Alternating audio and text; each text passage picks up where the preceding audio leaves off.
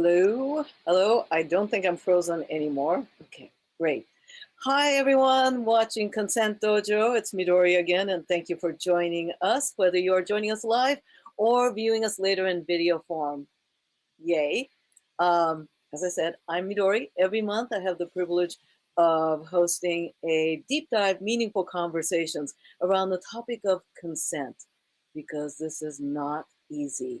And for those of you longtime viewers, I hope you've been able to go out and build your consent muscles and engage in noticing and creating a better world around, well, collaborative agreement towards a better world. Now, today, I am delighted to host my dear friend and an amazing professional and thinker in the field of consent and sex positivity. Let me introduce you to Misha, and I am going to slaughter your last name because, yeah. Bonaventura. Yes. Misha Bonaventura. Good adventure. Yeah, that's what I thought it meant, right? It's a good adventure. Awesome. So Misha is a co-producer of Bonobo Network along with William Winters. So I'll have Misha tell you about the Bonobo Network. Oh, and for clarity for the viewers, your pronoun is? She, her. Okay, so she is passionate about supporting sex-positive community and communities and helping people create more pleasure for themselves. She teaches and consults individuals and communities to develop their consent culture with harm reduction and transformative justice lens. Her private practice, Clearing Conversations, clearingconversations.com, focuses on conflict resolution and communication coaching. And she loves supporting the sex positive communities in the Bay Area and beyond in creating sustainable, long term relationship building. I am impressed to all get out with the thought you have put in to consent making, and not from like just a theoretical, hypothetical realm, but rooted in the messiness and the complexity of humanity and desire. And all y'all viewers, this amazing person is somebody that I often turn to for advice around organizational stuff around consent, as well as advice for my own journey through consent and good communication. But turning it to you now, Misha, tell us a bit about your journey. Yeah, thank you, Midori, and thank you for inviting me. I always love talking to you and geeking out with you about all of this stuff. So I'm excited about our conversation today. Bonobo, yeah, so I about 3 years ago, I joined Bonobo Network as the co-producer, and with my dear friend William Winters, who is the founder. And Bonobo Network really started as a house party.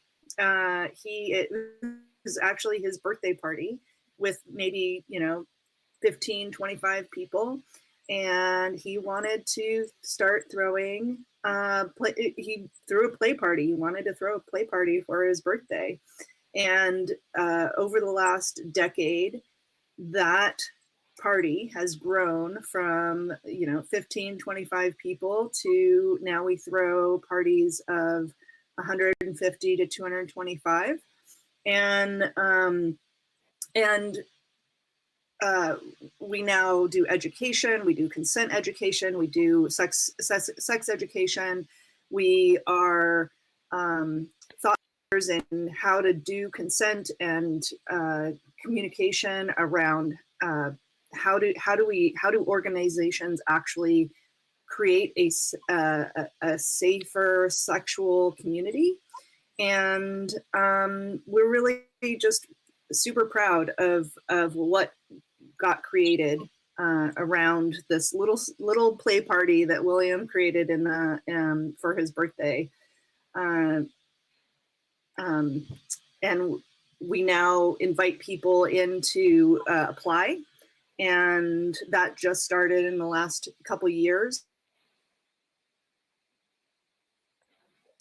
And now anybody can come and apply to be a bobo and learn about sex positive community, be in sex positive community, and be more, sexually expressed, and learn how to live in and be in sex positive community. And there's, you're talking about your journey from learning from just house party all the way to this conscious organization, and which would represent your journey represents a whole range of different styles that folks can organize. And I would love for you to give kind of a survey of how events, organizations, social environments happen, because many of you all watching this may already be playing in various different environments, and many of you haven't, and perhaps would like to or get access to. So I think this would give some idea, because there's not a single monolithic way things are done. Right. Yeah. And so, I mean, one of the decisions that William had to make at some point was, is this a community, or is this a party, or is this, are we creating community, or are we just throwing a party? And that was an important decision point, because community is much different than throwing an event. And so, some places that you go in order to experience sexy times are just events. They're events that go and you go, and you maybe go with a partner, you maybe meet some people there, and you have an experience, and then you leave, but you're not actually building relationships with people. That can be a more anonymous experience, and that is great in some respects for having a one-time exciting experience with other people that are also excited about having maybe a one-time experience. What we wanted to create was long-lasting connections through community, and how do we actually create sexual relationships with each other in community, and how do we do that? Because community can be hard, right? Like, relationships are hard, and it's and that creates more complications in order to actually have the community thrive through conflicts, through consent violations, through all kinds of ways in which we all relate to each other, because consent is a collaboration, and if you're doing life and just going along, it is almost impossible to not overcross somebody's boundary. We're doing it all the time accidentally. And then some people, like we've been taught also, just life, our society we haven't been taught how to live consensually. We're actually, swimming in non-consent all the time. And, general life is actually not very consensual. So how do we actually start to create more and more consensual interactions? And how do we learn that? And it's awkward to learn all of that. And you actually having a community of people that are all learning together can be an amazing experience for a learning lab. And really, that's what I think of that Bonobo Network is a learning lab for desire, for consent, for practicing relationships, for understanding. I mean, I've used sexy parties, play parties as my own learning lab for 15, 20 years now. And it is one of the best ways that I have discovered to get reflections of myself and how I am in relationship. Learning lab. I like that. And I want to answer your question, because you were asking about the different spectrums spectrums of events. And so some events you go and there are they are public. Basically, I think of public facing events where anybody could come and walk in, and they either pay a fee at the door, and they might be, you know, told a little bit of the rules, but they don't have a lot of context for how the culture of the event or the club is. They kind of have to learn it in the moment. Those the other way, the other things could be a house party where somebody is just like, I want to throw a sexy party for my people. Other places are like tantra events where there's maybe sexual energy happening and a lot of shared sexual energy, but maybe a not explicit actual, you know, it may not be an actual sex party. There could be other things where there's lots of sexual energy happening, but not, like maybe even the dance floor where there's lots of sexual energy happening, but it's not explicitly a sexual event. And then, so Bonobo is an organization where there's a vetting system. And so you actually need to apply in order to get in. And so that could be just like a house party, or, you know, you're asking your friends to come. In some ways you vetted them because they're your friends. That's kind of how Bonobo developed over time. And a lot of my experience is around having a vetted community of people. So some of the ways in which I might speak might not apply to organizations that are completely open to anybody. Mm-hmm. Mm-hmm. So I'm thinking in terms of, yeah, like for Bonobo, you apply, acceptance is not guaranteed. I'd be interested in going back to figuring out how that happens. But then there's events like, so for example, I like going to Dark Odyssey. It's a US event that has lots of different play going on. Now that is a huge event where anyone of legal age and who's vaccinated can attend. And then when I go back to Japan, a lot of times the rope bondage and shibari environment is in commercial environments, like businesses where it's bondage or kink themed bars. So then it's a bar. So, and then there's a difference in terms of a bar owner may not even be there. Bar manager or space manager is more about running the business. And I've noticed very different, and culturally it's a very different idea around consent in Japan. Anyway, whole nother conversation for another time. But oh my God. Okay. So you're one of the Bonobo, you and William are one of the few people and resources that address organizational responsibilities and how to set up organization. But before we get to like the organization, which by the way, viewers, if you're thinking about organizing something, you are organizing from the informal to the large and formal, or you already are, you might want to hit these folks up and hire them to revamp and consider what's set up for your consent before things happen, because you all are available for that, right? Yeah, well, one of the things that we're developing this year is train the trainers or train the sex party leaders workshop. And so we're going to have, you know, a multi-module workshop where we're going to teach people how to set up well connected, like sexy parties, so that they can have all these things set up ahead of time and think about them and think about their whys and think about how they want to handle consent violations.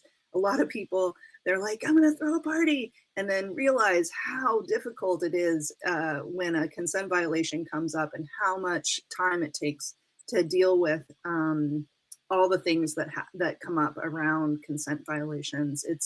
it can be very daunting, and it can really discourage people from wanting to throw these kinds of events. So we want to help people throw more events and have more sex positive community. And so we're basically developing some curriculum around that. Nice. I'm excited. As somebody who has organized events and have had those same questions, is this online or in person? It'll be online. Okay. Yeah, it'll be online. When are you looking to start this?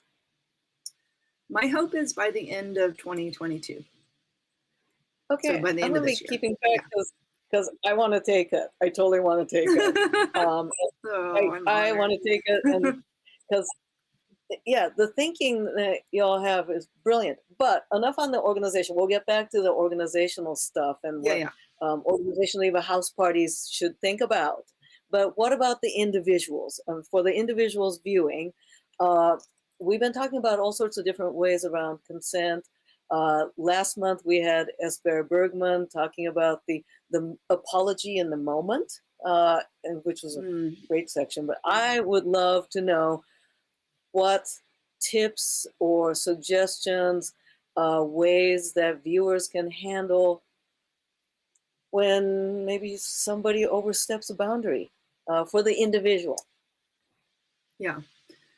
I mean, so one of the things we talk about in our orientations is what happens when a boundary gets crossed. So one thing I want to start to normalize is that boundaries get crossed all the time, and we need to make it okay that boundaries are being that a boundary is being crossed. So sometimes when we hear that we've crossed somebody's boundary, we go into a shame spiral, such a big shame spiral that like we would never want to be told that we have crossed a boundary.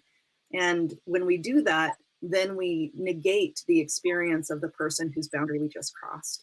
And so by making it okay that a boundary got crossed and that we can now repair, we now have a chance to repair that, it allows for the actual repair to happen. Because if we just get into defense mechanisms, if we just get into like, oh no, well, you seem like you were having a good time while we were doing this, or that's not my experience, or I wouldn't want to be called, you know, a boundary crosser, like that would be the most horrible thing that could ever be said. It makes it so that it can't, that that we can't actually empathize and just be like, wow, I wish I had known, and I wish I could, I want to hear more about your experience so that this doesn't happen again. That is the way to respond when somebody tells you that a boundary has been overstepped. Practicing that, in our orientations, something we do is we actually practice being told that boundary has been, that you have overstepped a boundary. Actually feeling what the impact is when you feel somebody say that, even in pretend while you're role playing, can be really revealing, because you can feel your nervous system really get out of sync. You can feel how nervous you might get, or you can feel how much you want to push that conversation away. A lot of times, for most of us, a boundary, a consent violation, the make or break moment is not when the violation happened. It's more about the way that we've reacted to it. Now, some people, yeah, they're doing stuff that's fucked up. Like we shouldn't, like there are ways in which some at the farthest end of consent violations, there are people that are doing things that are clearly not things that they should be doing, like putting drugs in people's drinks in order to take advantage of them. That is a like egregious, horrible consent violation that is, absolutely, there's not talking, like going back and being like, I want to tell you that you could overstep my boundary, is not really like the way to handle that piece. That's not what I'm talking about. I'm talking about everyday interactions where, or not every day, but like when we're in communication with someone, when we're in a sexual, sensual connection, and someone does something that is not what you wanted, and going back and letting them know that that's not actually a thing that you wanted, being able to have those conversations is really important.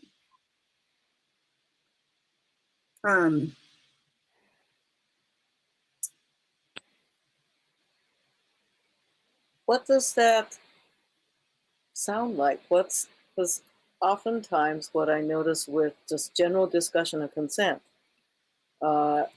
is I almost feel like there's and I like that you have practice. I really like that.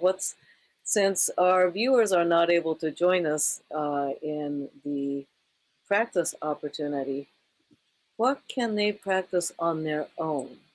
What to hear, Yeah. what to react, something small. So yeah, our small little exercise that we do is we get together. We encourage you to get together with another person, have them practice. Say, Midori, maybe you can say something like, Misha, last night when we were hanging out, you overstepped a boundary, and then my response will be, and then I will show you what my response will be. Okay, let me try this. Hey, Misha, last night at the party, I was having a really nice time with you, but you crossed my boundary. Thank you for letting me know. I would like to hear more. So we like to say this, like, very small, give you a very small snippet of information, or not information, but a line to say, because in that moment, it's hard to know, like, I just heard you say I crossed a boundary. So one things we like to say is don't go straight to apology, because if you don't actually know what happened, it's a little hard to apologize to about it. We actually want you to learn from the mistake. And so learning more is the thing. Sometimes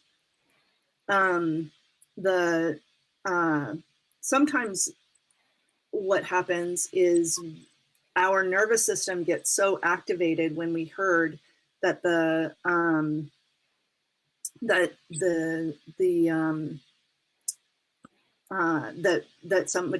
we crossed someone's boundary. It's hard to actually even respond, and maybe we don't actually have capacity to hear more.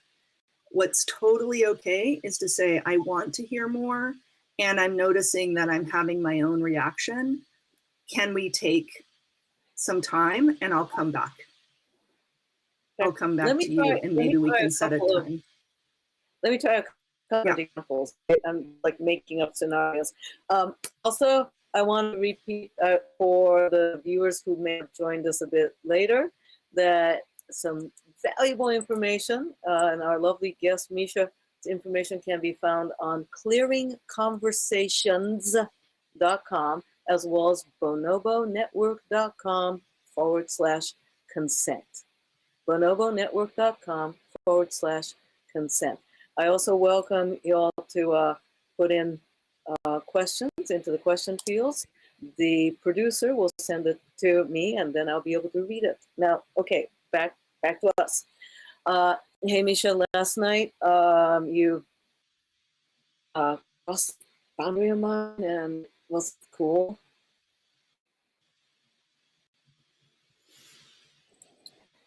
Thank you for letting me know. I notice that I'm having my own reaction right now, and I want to hear more. I want to be with you fully in hearing about what happened. And I think I'm going to need like 20 minutes. Can we come back together in a half hour maybe and sit down and have a conversation? So I really want to hear what happened for you. Okay, great. I want to make sure to have that conversation. Yeah. And the other one would be, if I'm feeling resourced enough, just say, I thank you for letting me know. I would love to hear more about your experience. So the thing about this is to really realize that every person's experience is true. Your experience is valid, and so is my experience is valid. So what I want to say is maybe not true is not the right word. It's valid. So Midori, your experience is valid and my experience is valid. And what we're trying to do is get to understand what happened in both of our experiences. And if you had a hard experience with me, then I want to know so that I can either ask more or be in more collaboration with you, or to understand where it was that that I overstepped. And sometimes it can be very small moments of misunderstanding. Let me try 2 examples that I have in mind that I just made up. Viewers, this is not a real situation. I am making it up, but it's something that I feel could happen, and I know has happened for folks. All right, so example 1. Hey, Misha, last night I was having a nice time with you, but something happened that wasn't cool. I need to talk to you about it. Yeah, I want to hear more. I noticed that I'm feeling like I can feel my nervous system, and I feel a little scared right now. And I want to hear more from you about this. And let me just take a moment. And so what happened for you last night? Last night, I was telling you that I thought that guy was really hot, and then I found out later that you apparently told him that I think he's hot, which I think he's hot, and I appreciate that. But I wanted to do it, and I was kind of embarrassed afterwards because I wanted to play it all cool, and it was kind of awkward. Yeah, so what I'm hearing is that you weren't expecting me to actually let him know that you thought he was hot, and you would have rather not had me tell him. Yeah, because I want to be able to talk to you freely without worrying that it's gonna Right. Yeah. You would like to be able to tell me things without those things getting out to other places, and specifically to the people that you're talking about. Right. Okay. So I would love, yeah. So I apologize for telling him directly, and I will promise I will not do that again unless I ask you first.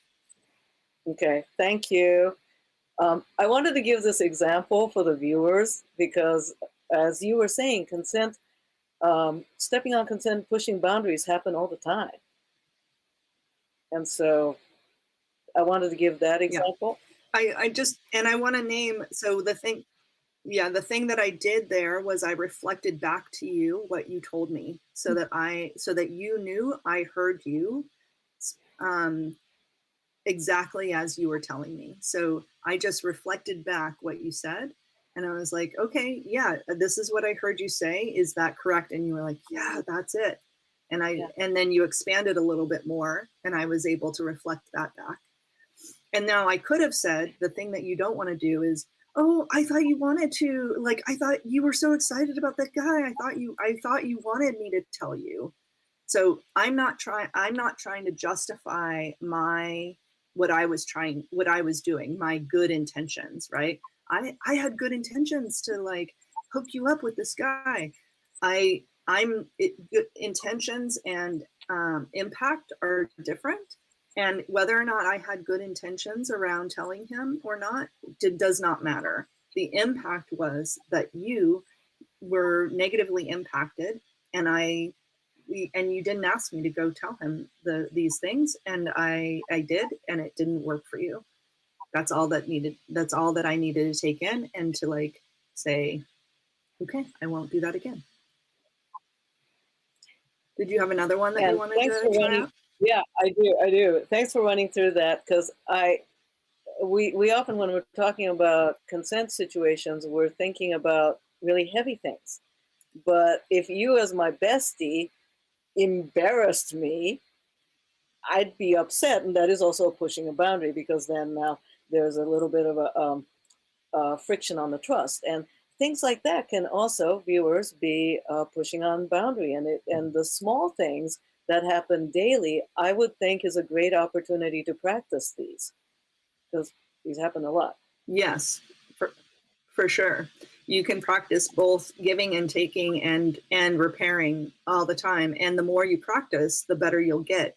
So when something does happen, the closer and closer you can get to realizing when a consent violation has happened and being able to say it, is the more you will be able to actually live a life, a consensual life, right? Especially if it's your bestie who's overstepping your boundaries. It's like, yeah, of course you want your bestie to like be asking you before they do something that wouldn't feel good. And you know, I may have done that very thing in the enthusiasm of trying to fix up somebody.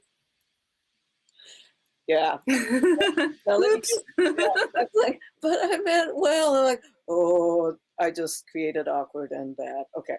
All right. So example 2, right? Right. Folks, daily on the small stuff. Let's practice this. Okay. I will too. I promise. Now, example 2. All right. So this is a made up situation, y'all. Yeah. Hey, Misha, I got to talk to you about last night. I was having a good time, and then I wasn't, because something happened that I'm not happy. And you, like, I don't know. I think it's like a consent situation. I'm pretty upset. Wow. Yeah, I can see how upset you are. So one thing that's happening right now is that uh, Midori didn't go straight into the thing, which sometimes a person who's upset is going to like just spill everything, and it will be hard to take in all of the information. So I just want to say this is a great titration of information. So wow, yes, I hear that something happened last night, and I want to hear more. What what was going on for you? I'm going to step back and go for the Mm-hmm. other example. Okay. Right? Okay. So I run into Misha. Fucking can't believe it. Okay. Last night, I mean, we were having a good time. Okay. And then, I mean, I'm tying you up. We're having a good time. And what the hell, you're grabbing my genitals. Christ, we didn't talk about that. I'm really upset about that. How could you?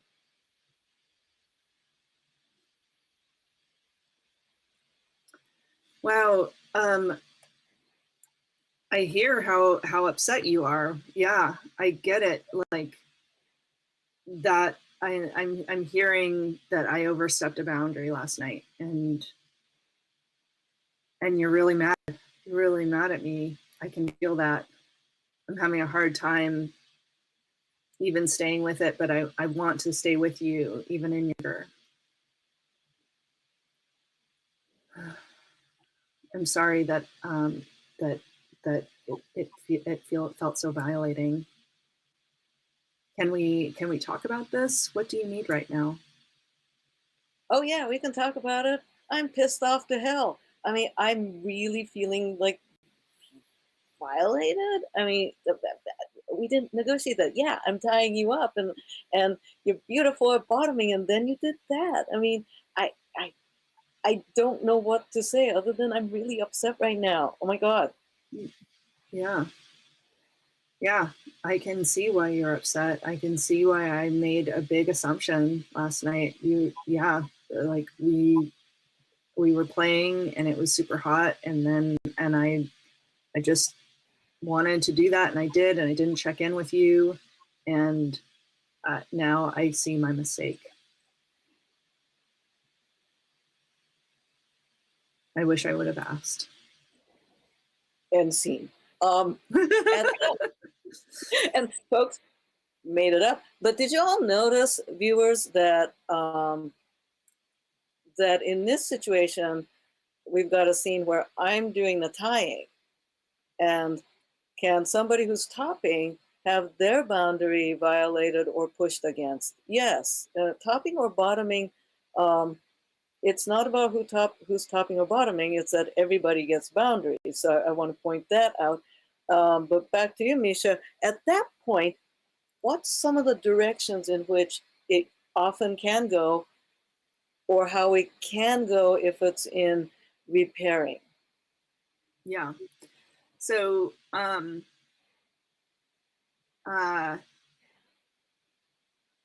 if I, as the bottom, if I had said, oh, well, you were the top, I thought you were going to say, I thought you would have said no if that wasn't okay, or something like that, pushed back. All of those kinds of responses are all defense mechanisms rather than me owning the responsibility that I had to ask. And so if I had, and especially in a very volatile situation where someone is very angry, it can be very hard to stay inside the conversation. People are very triggered by anger. And so I want to just say how difficult it would be in a real life situation where somebody is saying that they're angry, using angry words, and telling me that I just violated their consent, and like how scary that would be for somebody to hear. So I just want to name that. I also want to name that there's a lot of words coming, and like a lot of, that it's hard to remember all the things. It's hard to stay regulated with all of that. So potentially asking the person to slow down, to say, hey, could we breathe together maybe, and just like, you can even say like, I'm having a hard time staying with you and I really want to, because I can tell how angry you are right now. And just say, could we breathe together just so that I can stay with you right now? Could be a technique that you can use. So any way to stay with the person and stay with the experience and make sure that you're owning your side of things and being able to hear what's going on for the other person. Now, it may be that the other person's experience is completely not your experience, right? Like that's the other scenario that can happen, is like, I thought you told me that I could touch you, like maybe that was the experience from the bottom side. I thought that was on the table. I didn't know that I had to ask. I thought I could touch tops and they would just like, hold their boundaries if that wasn't cool with them, something like that. And so what you want, but it doesn't matter. That whole side of things doesn't necessarily matter until you get to a place of that other person being heard. So once you were heard as the person who was had the consent violation, then I could say, hey, would you be open to hearing my experience and where I was coming from last night? And when you get to that place, that you can only get to that place once the other person has been heard enough. Once you get to that place, you can say, you know what? It seems like we had a misunderstanding, because from my experience, I thought you told me that I could touch you. Oh, this is where the misunderstanding happened, right? So, but if I started with that, like, no, I thought you said blah, blah, blah, and you were in super angry mode, that would not have been heard. And that's usually where the, conversation goes off the rails, because then now I'm just defending myself and I'm making you wrong for having feelings. Mm-hmm. Mm-hmm. Thank you. And I want to remind the viewers, the live viewers, that if you have questions or comments, please do write it into the comments field, the text field, and we'll talk about it. So that is for the individual. Now, I want to shift on to that part which is not often talked about, but for organizations. And if say, a boundary is pushed at an event, let's say that, okay, so the previous fictional situation where in the middle of a scene, I'm experiencing, I'm being sexually violated or touched in a way that I did not consent to. And I turn to the organizer. It could be a house party. It could be a large event of thousands of people, right? What's the responsibility of the organization? And assuming that that could happen, I mean, it's humans, then these things can happen. It happens all the time. Yeah, it happens all the time. So one of the hard things about all of this is that uh,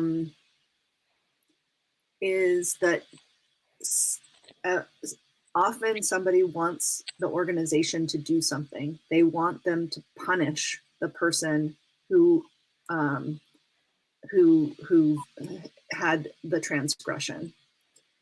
And so when we're hurt, we are trying to get retribution often. And to be put in that situation as an event organizer, it gets very complicated. Because as an event organizer, you are not signing up to be the judge, jury, and executioner of your participants. And so it becomes difficult to understand, to like figure out what the right thing to do is, especially when you don't have policies or ideas in place about what you are supposed to do. So if you're just trying to make things up as you go along, that creates a whole other problem. The other issues are if the public is coming in and you don't know who's in your space really, and you don't know what the history is of your people, then it gets to be really difficult to know who is, you know, what actually happened, who is to, you know, be punished or whatever. I have my own strong belief systems around the lack of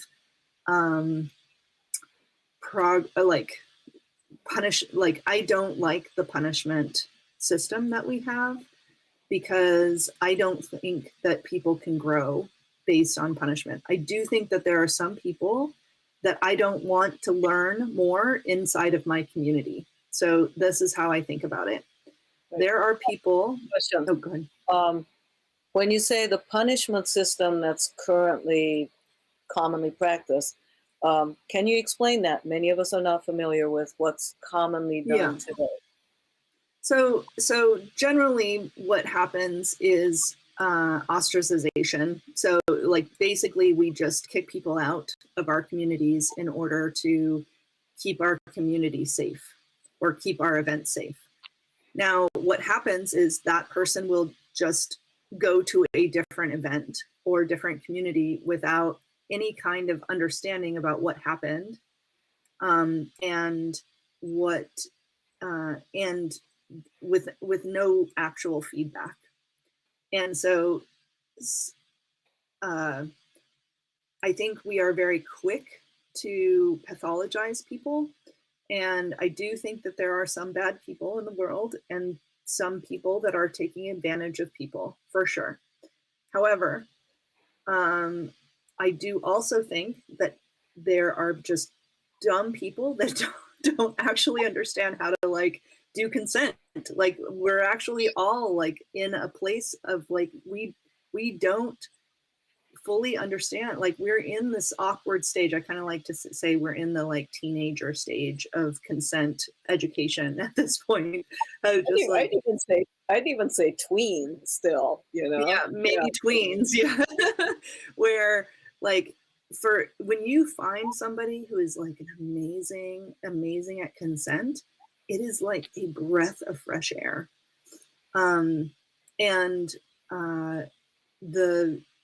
And I think most of us are just trying to learn, fumble our way through, like trying to create consensual interactions. And there's lots of education out there that makes it very that consent becomes very transactional. And we are really trying to shift that idea into a collaboration, like you said, Midori, early on, where this consensual interactions are actually an art of collaboration with each other. And when you can artfully collaborate, that is, like, to me, the highest form of a consensual interaction. However, most of society is not like that. And as long as people are trying to learn, I think that we want to keep them in the loop to that learning process. Now, once we get to, so I have basically three levels of interventions of when we get a consent violation. So one level is a low intervention, which is just kind of calling the person, being like, hey, we got this report. We want to let you know there's nothing, we're not going to do anything about this, but except tell you what happened. And we want to make sure that you understand that this isn't cool.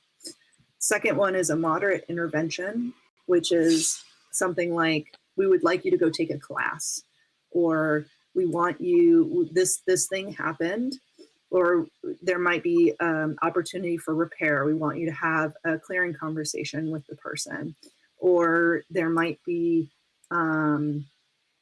it's usually some kind of education that they need to do in order to stay in good standing in our community.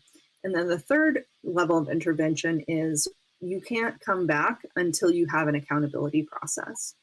And so an accountability process is a way to keep the community safe. So we're saying, this is egregious enough that we don't want you to stay come to our events until you've done the work to understand what you did and why it's not okay.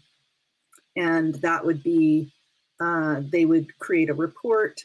They would potentially there are multiple things that could happen, but basically they start to log the things that they've done in order to understand their psychology and aha moments around why they thought it was okay to do the thing that they did. And they might have an accountability pod, which is a group of their close friends or associates that would hold them accountable to doing the work. They might need to go to therapy. They might read books. They might go to classes, all kinds of things that they could do in order to prove that they could see what happened and why their psychology has them do certain things that are not okay. So this is the way that I start to think about how. So also, it can take a lot of work on the from the organizer in order to do some of this piecing apart. What do we want to do about this person and their behavior? And so what we've started doing is, instead of us doing the accountability processes, we will say, you can go hire someone to go, do an accountability process with you. And, that's something I do through clearing conversations. But as an event producer, I do not want to be dealing with people's consent violations. I want to let them know what the consequences are and what they need to do in order to potentially return. Okay, hypothetical situation then. All right, so what, let me present that, because what's going on so far is with a conscientious person who stepped on boundary, right? But what if, hypothetical situation, if you came to me with, what was it, stage number 3, and I were to say, yeah, I'm happy to talk to the person, I'm happy to apologize, but I don't see a point in this whole rigmarole and drama. I'm saying that because I may have heard some people saying that. I don't see the point in this. I can just apologize. I get it. I was an asshole. That was bad. I'll apologize. But no, why do I need to do all that? Come on. Yeah. So, the consequence basically is you don't get to be part of my organization. like, you don't get to participate in my thing. And so they could just, it's true that they can just say, okay, well, I'm just going to go and do other things, which is up to their, up to their discretion. But if they want to be part of Bonobo Network, then they have to do the work. And if they don't find it useful or productive to do it, then they can go somewhere else. So that's basically the line that we have. And I'm kind of betting you may have encountered reactions like that. Well, so one thing that is an important distinction between working with the public and working with a vetted system is we have basically a wall where you have to apply to get in. And during the application process, we're asking you what would happen if somebody accused you of a consent violation, or have you been accused of a consent violation, things like that. And then once they're in, they get told, like, this is what's going to happen. These are our policies. And so one of the amazing things about having that set up from the beginning is we don't get a lot of pushback because we've just told you, like, in order to play with us, if something happens between you and one of our participants, this is what's going to happen. And this is what you're agreeing to be part of Bonobo Network. With public spaces, that's part of the problem with public spaces, is you can get people that are just like, I didn't agree to this. I mean, it's a little bit of a consent, issue. It was just like, oh, well, I didn't agree to this. Like, I don't know why you all think I need to do this. It's interesting. It's an interesting problem to like have to like figure out how to actually be with the public. And you could say, like, even at the beginning of an event that is the public, be like, if anything happens, this is what's going, this is the agreement that you have. You can have people sign little consent agreements. There is someone named Joseph Pred who developed a very short consent agreement that is excellent, that you could have event participants sign fairly quickly. And one of the agreements is that they would be involved in the accountability process if they were accused of something. I have been at Bonobo Network events where at the beginning of it, there's a talk about what's expected and the party rules, and not just about, clean the equipment after play, because you should clean your equipment after play. It's gross if you don't, okay, y'all? But going over the consent and space agreements. And I really appreciated that, because we all know many of us accept terms of usage on apps and just click without reading, guilty. And deleting it can be for, and also, yeah, and also for some folks to whom they're excited, they're standing in the doorway, they're reading, they see the words, I see the words, and it's not sinking in. But when it's reinforced, I love how you do that talk. Yeah, I mean, one of the things that we have really learned is that it's so much easier to do a lot of education at the front end than having to do the cleanup on the back end. So we really front load a lot of information to our participants in all kinds of ways. So we have an application process, and then they go through an orientation. And then at the parties, we ask every single person to arrive at a certain time so that everyone is present for the opening, what we call the opening circle. So everyone basically is on the same page. When you enter into a Bonobo Network event, everyone is on the same page because they've gotten the information multiple times in multiple ways. They've gotten it written, they've gotten it in video form, they've gotten it in person, and we just consistently give all of our participants the messaging of our values, of our culture, and of how we expect, you know, our expectations for showing up as a participant of Bonobo Network. And then that allows for a much a safer, you know, a lot of feedback that we get is people saying that it feels very safe to be at Bonobo Network events. And we're like, it is not safe. Nowhere is safe. You are responsible for your own safety. However, it is true that it is a safer space because we are constantly messaging to our participants what our expectations are. And also, the more we educate people and the more we give back the accountability for each individual, the more every individual of our community is holding each other accountable to each other. And that means we are less held accountable to each and every person. So as organizers, we don't want to be in the mama papa role where we're having to like manage everyone's relationships. It's way too hard to manage people's relationships, right? That's the other thing that we really distinguish is we really only deal with people's consent violations, not people's relationship stuff, because that would mean that like there's way too much for us to handle, right? And so we're all like, if someone comes to us saying like, I don't want to go to this party because this person is there because they were my, you know, they're my ex. Well, you're going to have to work that out with them. That's not something that we're going to manage for you.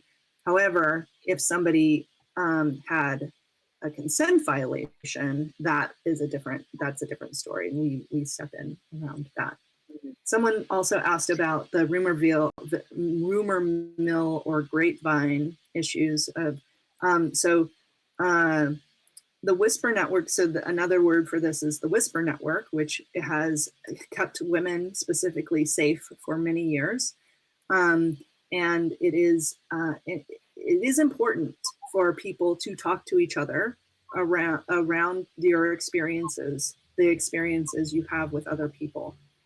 However, as organizers, we encourage people to report everything, small or large, to us so that we have as much information as possible. So when a big enough consent violation happens and we have like a couple little small violations from the same person, we have data. And so one of the things that we do as an event organizer, or one of the things that we do is we just say, yeah, please tell us everything. We want to be part of the rumor mill. And it doesn't mean that we are going to act on every single thing that we hear. So just like there are, you know, the small consent violations, or there's there's like small things that happen that we might tell somebody, hey, we heard this thing, probably shouldn't do that anymore. Like this had an effect on somebody. They don't want to talk to you about it, but they're, you know, they told us about it. Oh, good to know. When it's small, it's much easier to deal with people's small consent violations than it is to deal with the big ones, right? You want to be educating people in many different ways so that they can get it early on, because dealing with the big violations is a huge energy and time suck that you want to, you know, like I personally want to avoid at all costs, and it's impossible. And like the more we educate people and have everyone in our community hold each other accountable, the easier it is. And to teach people how to have hard conversations. Those hard conversations are really important. Because I love it when people are like, hey, I just want to let you know that I had a hard interaction with someone. I had the hard conversation and it's all resolved now. You don't have to do anything, but I just wanted to let you know. Like, hallelujah. That's amazing. To address the viewer's question again, and the viewer had written how to handle situations where you hear about an incident through the rumor mill or grapevine or the Whisper Network. And should that info be passed along if it sounds important? So you're saying yes. Now, if I'm the person who's passing along the info from the Whisper Network, say I pass it on to you as an organizer, um, and I might expect that there be action taken. I'm assuming that there might be expectation that action to be taken. Um, what's my part if I'm the person passing on the information from the Whisper Network? What should I expect? Yeah. I mean, if it's part of the Whisper Network and it's not the person that actually had the experience, we generally don't act on it unless it's something extremely egregious. If there was a rape that happened or something like that, we might step in or ask the person. We would say, if someone was passing on information, we would say, well, if you could talk to that person and tell them to let us to come to us, that would be great. So trying to get firsthand information is more important than the Whisper Network or the rumor mill. Having the information from the rumor mill is important, but I wouldn't necessarily act based on second, third, fourth hand information. I would say, like, please let that person know that they can come to us, and we won't do anything unless they really want something to happen. But it is important for us to know. Um, uh, and like the expectation part. So sometimes what happens is the friend groups gets very righteous, and like there's a big protection thing that happens with friend groups or with certain people, and it can get really confusing, for an organizer to understand all the feelings that are happening and all of the like ways in which the psychological dynamics that are happening around certain things. So as much as possible, encouraging, like, not escalating the situation can be important. Also, not being a missing stair. So the other phenomenon that happens is when somebody is popular or a friend of everyone, then the missing stair phenomena can happen, which is, oh, that person, we like that person, so we wouldn't want to get them in trouble. And then we just allow their behavior, their bad behavior, to keep going. And so that makes it, there becomes an important thing that happens around, like, not allowing that person to get away with certain things just because of their social clout.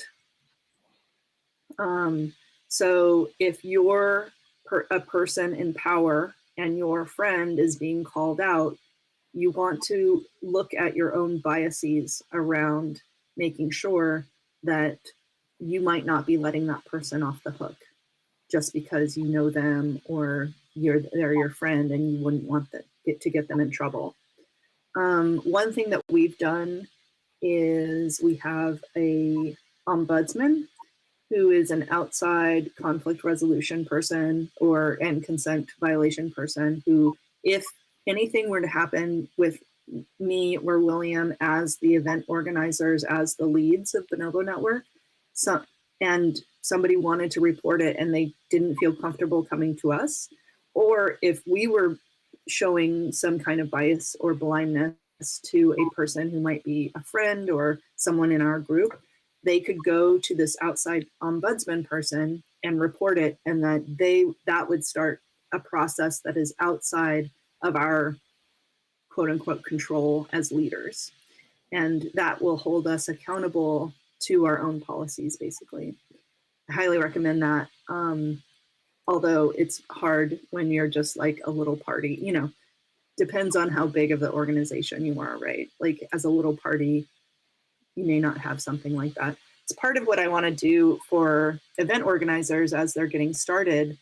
I would love to offer, the Bonobo network structures so that they can use some of our things without it having to be, well, like, for them not to have all the structures, just because when you're a small underground event or something, it's hard to have all of these structures in place.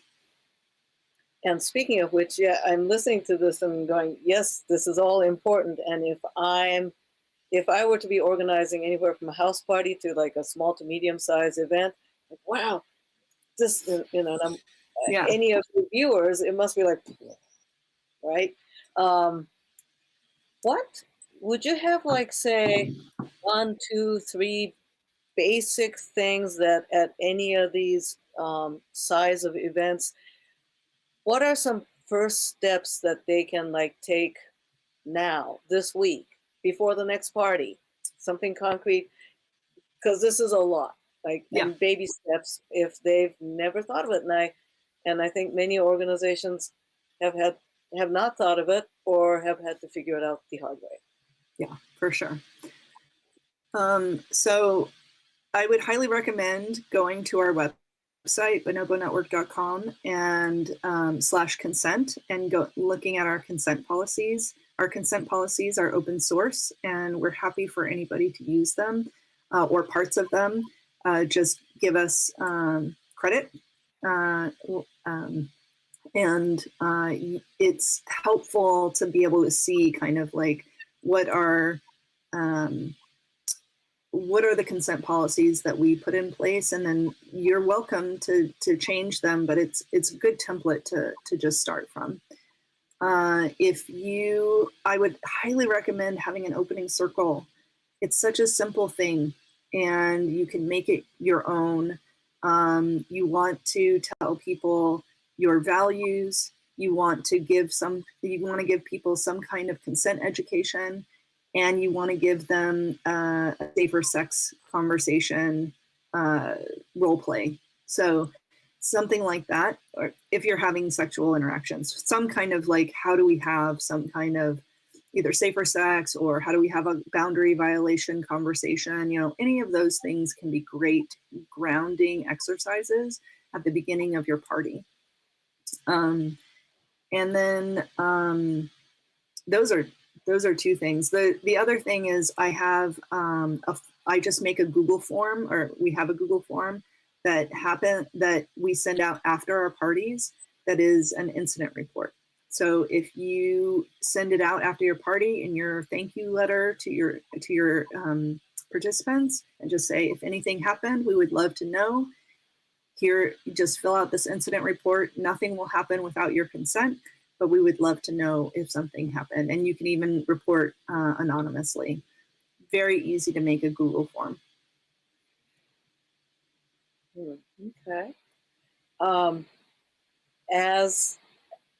As we're heading towards winding down this conversation, I'd say another 15 minutes or so, I often like to give homework for the viewers, like something to consider or to think, whatever, some homework that's achievable and helpful in, you know, building up their like black belt towards Consent Dojo-ness. And between now and the next Consent Dojo, would you have some thought about what individuals might do or think about? I mean, I think finding a partner and having that boundary violation conversation practice, role playing, would be amazing. I would think noticing your reaction when someone tells you you violated a boundary. What beliefs come up for you? Is it unthinkable that you might overstep someone's boundary? How are you not open to that kind of feedback, and just noticing what comes up for you as a meditation or self-inquiry around getting that kind of information, because it can happen to any of us, and you know, none of us are beyond the ability to overstep somebody's consent, and it's important for us all to understand that, and understand that it's entirely possible, and we want to be prepared for when it actually happens. So viewers, the homework for next month is to find a role-playing rehearsal buddy to role-play this. Now, Misha, would you suggest the hypothetical offenses as we did, or actual things between the two individual mixed therein? What do you suggest? I mean, I think doing hypotheticals are great. I would not practice as, I mean, the next level, I think, would be practicing telling people if they've overstepped a boundary, and how can you tell somebody both lovingly and openly that they overstepped a boundary. And or if you're not in that place, like, can that person hold, if somebody, you know, how much anger can they hold? Can, you know, what happens when you're confronted with anger? Things like that. Role playing all of those scenarios is would be extremely helpful for anybody, for sure. And then the other thing I would say is you could go to the website and look at the consent policy. And if you're an organizer, I would highly recommend looking at our website and looking at the consent policy. Well, we've been talking specifically around, oh, I'm frozen. Okay, there, I'm back. We've been talking specifically around kink events, shibari events, sexual spaces, right? Around how the bonobonetwork.com/consent applies to. The material that you have in there, can it also apply to non-sexual situations? Family, work, social? I mean, I think consent definitely applies to all of our interactions as we become more of a consensual culture, which is hopefully, like, that's where we're moving. I think, yes, it applies all those things. Our policies there are things that are going to be only specific to our kind of event. We have a gated community, so that is an important aspect to understand. And there are going to be things that need to shift for more public events. And we don't necessarily believe that we have the end all be all understanding of how consent policy should work. And we do think that this is a great next step for how organizations can start to think about different ways of consent, rather than just like, I'm kicking you out, we're not telling you why. This is, there's our lawyers have told, lawyering up, our lawyers have told us we can't say anything to you, blah, blah, blah. I want there to be a way to have open dialogue, feedback, especially for people who are wanting and willing to learn. And until they show us that, there's some kind of either mental block, or they just are not willing to be open to learn and be humble enough to learn, which, we all know that there are those people out there, that then that's when, they don't get to play anymore. And that's the consequence of their behavior. And so, yeah. A couple of comments here about the homework that you gave us. That's some tough homework, wrote somebody. Apparently somebody just submitted an application to Bonobo Network. We'll see how they do. Yeah. See you soon. Yeah. And another one writes, useful to hear how important it is to share even small violations. Thank you. Yeah. Like that example of the first example where I'm like, hey, you told a hot guy about what I was telling you.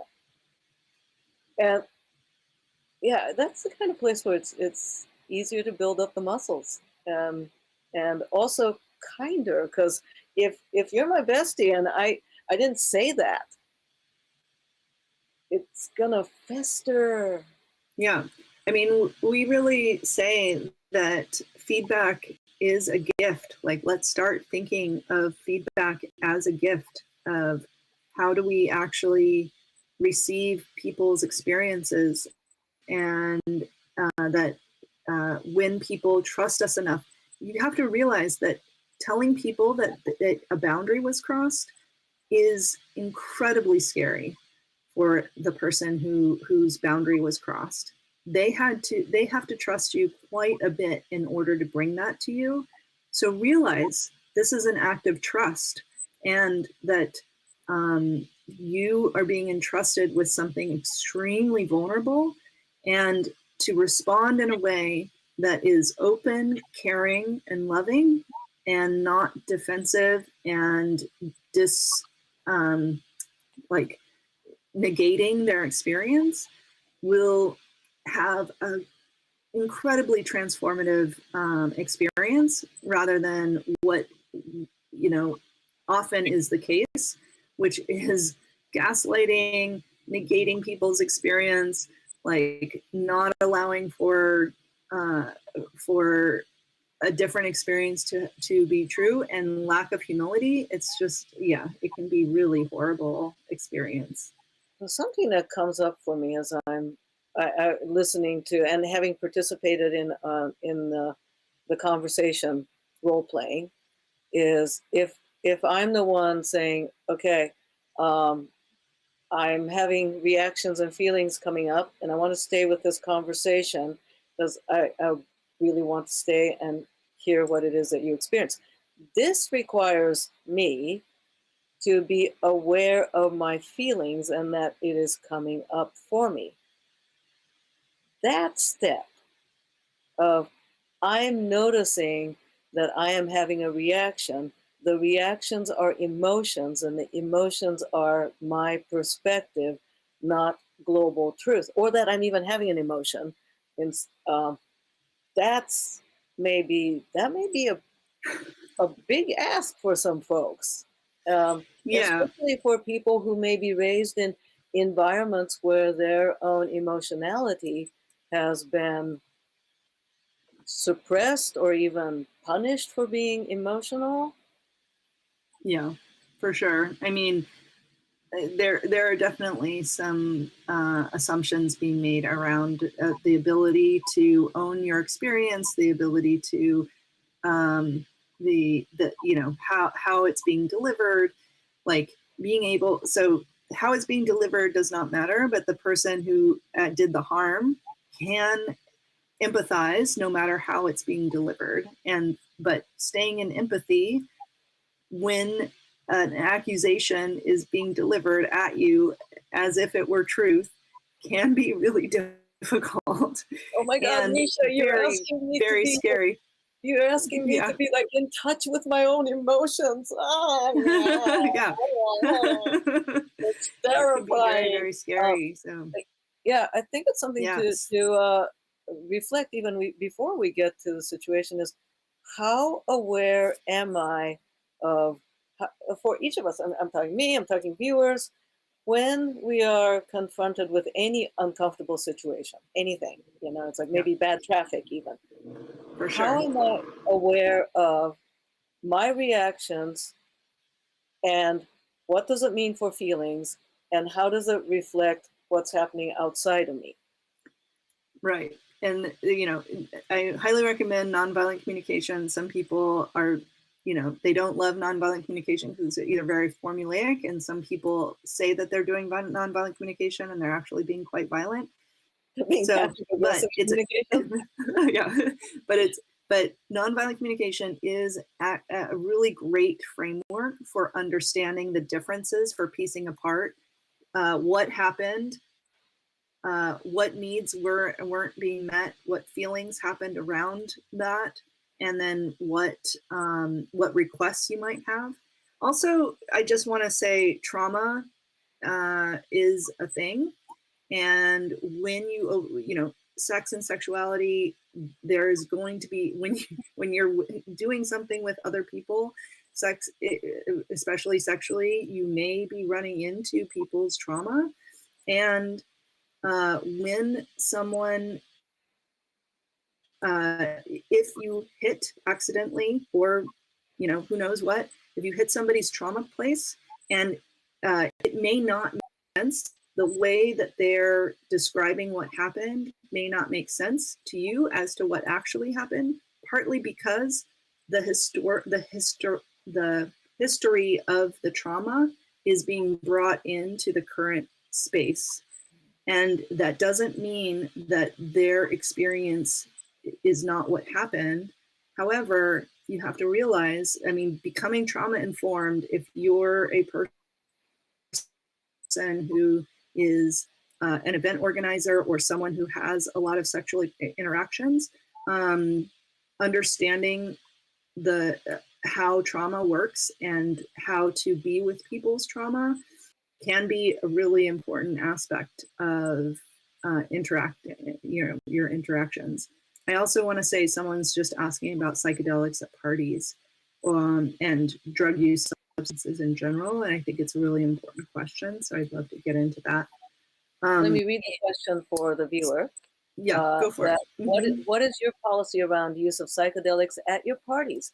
How do boundary dissolving substances play into your consent awareness, if at all? Yeah, so in our talk at the opening circle, what we say is that we require everybody to use substances in a way where they can stay in control of themselves. So if we ever see anyone who is beyond their ability, we want people to be able to give consent even inside of whatever they're choosing. So one, we ask people to disclose. So part of consent is being informed. So they need to disclose if they've taken substances. And if you start to play with someone, you should also ask. So both parties are responsible for either disclosing or asking whether substances are at play. And the other thing is to be responsible with your substance use, and that you should be within the range of being able to give consent. And, sometimes it just happens where some people take a little too much. We don't shame people for overstepping their own, understanding of how much substance use they can have. But we will talk to them later the next day or in the next week and say, hey, we're going to ask you not to use this thing, in our space anymore. Something like that. So the ceiling. Right. Yeah.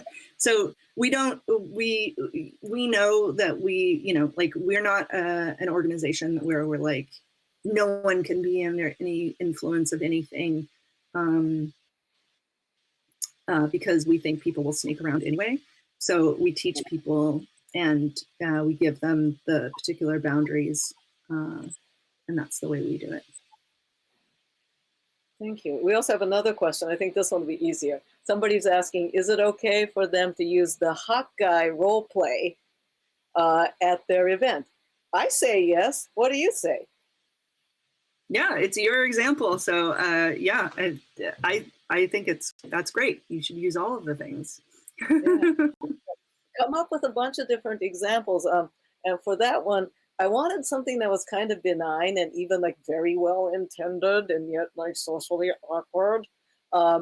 To please go ahead and use that example and add a bunch of more at varying degrees that people can relate to. Yeah, so we're about to wind this up. Any final messages for viewers? Yeah, I think just keep on trying, keep on expanding what it means to be in consent culture. Keep on creating sex positive community. Don't get too frustrated. Please contact me if you have questions or need consulting. I am here for you. We have done hundreds of consent violations. We have figured, worked hundreds of consent violations over the last decade with Bonobo Network. I feel very passionately about supporting more sex positive community all around the world, and I'd love to hear from you. And yeah, come be a bonobo if you feel like it. And you said you're available for consulting for Yeah, organizations and individuals? Yep.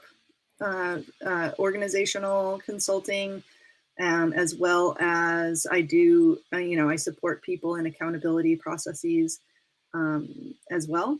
And I'm a mediator, so I do conflict resolution. So if there is anybody who wants to have a clearing conversation between somebody who is accused and somebody who was harmed, I am happy to navigate that with you to make sure that you have a really good conversation. And I'm also happy to support people that are in a side of accountability processes and how to actually make that happen. Oh, wonderful. Thank you. Thank you for joining us today. And viewers, whether live or later, thank you for joining us. And I want to again thank Shibari Study for making this monthly platform possible for Consent Dojo ongoingly. And on that note, let's return to our daily consent culturing lives. Go build them consent muscles, folks.